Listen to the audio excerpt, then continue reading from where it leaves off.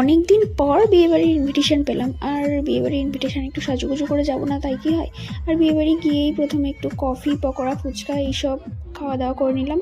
আর তার আগে একটু ছবিও তুলে নিয়েছিলাম। তারপর ছবি টবি তুলে এইসব স্টার্টার খাওয়া দাওয়া করে তারপরে আমরা চলে গেছিলাম ডিনার করতে।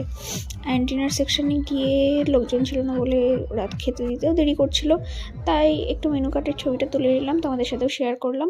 তারপর একটু বসে বসে কেক মারছিলাম, কারণ এখনও খেতে দেয়নি। তারপর খাওয়া দাওয়া যখন দেওয়া স্টার্ট করলো, খাওয়া দাওয়া শেষ করে মানে এতটাই কষ্ট হয়ে গেছিলো। আর বাইরে বেরিয়ে দেখি প্রচণ্ড ভিড়, সেই জন্য আর কোনো ভিডিও ক্লিপ নিতে পারিনি, সোজা বাড়ি চলে এসেছিলাম।